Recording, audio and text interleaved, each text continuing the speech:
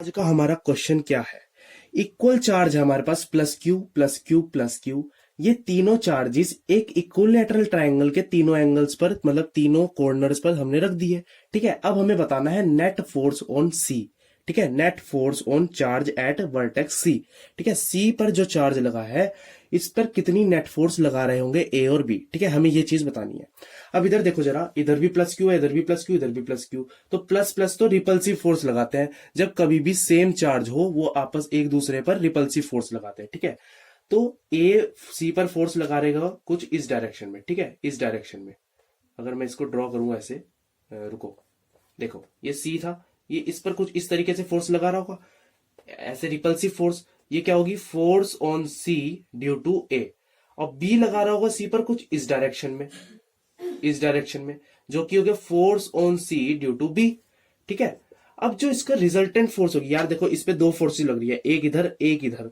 आपने अगर class 11th में वेक्टर चैप्टर पढ़ा हो तो आपको पता था हम इसका रिजल्टेंट फाइंड कर सकते हैं।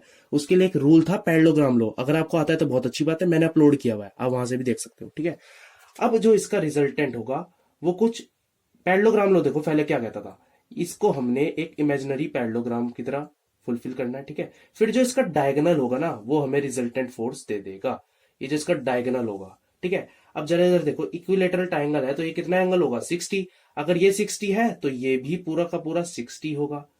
और जो इसका डायगोनल होता है पैरेललोग्राम का वो इक्वल एंगल को इक्वल कट करता है, तो ये कितना हो जाएगा, 30। ठीक है, चलिए अब फर्स्ट ऑफ ऑल हम force on C due to A निकाल लेते हैं। ठीक है, इधर आ जाओ, force on C due to A क्या होगा, कूलम्स लॉ से लगाओ, कूलम्स लॉ से। के चार्ज पहला कौन सा है, क्यू। ठीक है, दूसरा चार्ज क्या है अपना, दूसरा चार्ज भी क्यू है। चलिए अपॉन आर का स्क्वायर मतलब साइड का स्क्वायर। इक्विलेटरल की हर एक साइड ए है, ए लेट कर लो। ठीक है, चलिए तो क्या हो जाएगा, ए का स्क्वायर। ये आ गया आपका फर्स्ट। सेकंड फोर्स निकाल लो, second force, force on C due to B, force on C due to B. ये भी कूलम्स लॉ से लग जाएगा। ठीक है, कूलम्स लॉ क्या कहता था यार, दो चार्जेस रखे हैं उनके बीच में एक अट्रैक्टिव या रिपल्सिव फोर्स लगी होगी, वही हम कूलम्स लॉ कहते थे। ठीक है, चलिए force on C due to B. K Q क्या है आपका, क्यू प्लस, और ये भी दूसरा भी आपका प्लस का ही है, अपॉन साइड का स्क्वायर या फिर डिस्टेंस का स्क्वायर। तो दोनों फोर्सेस आपकी सेम सेम सी आ रही है, तो ठीक है सेम सेम सी आ रही है। अगर यहाँ क्यू क्यू दोनों सेम चार्ज है ना, प्लस क्यू मैग्नीट्यूड तो सेम है दोनों का, तो ये स्क्वायर हो जाएगा। ठीक है, ये क्या हो जाएगा, स्क्वायर। अब रिजल्टेंट फोर्स निकालने के लिए पैरेललोग्राम लॉ का आपको फॉर्मूला लगाना पड़ेगा, जो कि होता है F net equals to root F1 का स्क्वायर प्लस F2 का square plus 2F1 F2 cos theta. ये आपका क्या होता है, फॉर्मूला। अगर ये फॉर्मूला आपको नहीं पता कहां से आया तो ये पैरेललोग्राम लॉ से आया है, आप वीडियो मेरी देख सकते हो। ठीक है, चलिए इधर आ जाओ।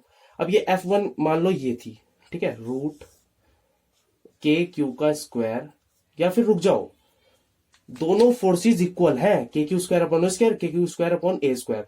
तो मैं इसको लेट कर लू एफ, और ये भी एफ ही है क्योंकि दोनों फोर्सेस इक्वल है। ठीक है, और ये कितना हो जाएगा, 2FF मतलब 2F का स्क्वायर कॉस, दोनों फोर्सेस के बीच में एंगल कितना है, 60। अब कुछ बच्चे कहते हैं हम 60 क्यों ले रहे हैं, अरे भाई हमें एंगल लेना है इन दोनों फोर्सेस का, ना कि रिजल्टेंट से एक फोर्स का।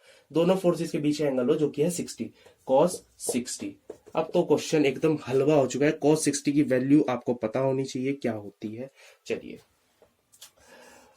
देखो, 2F प्लस 2F का स्क्वायर, और ये क्या हो जाएगा आपका, ये हो जाएगा आपका cos 60 की वैल्यू होती है हाफ।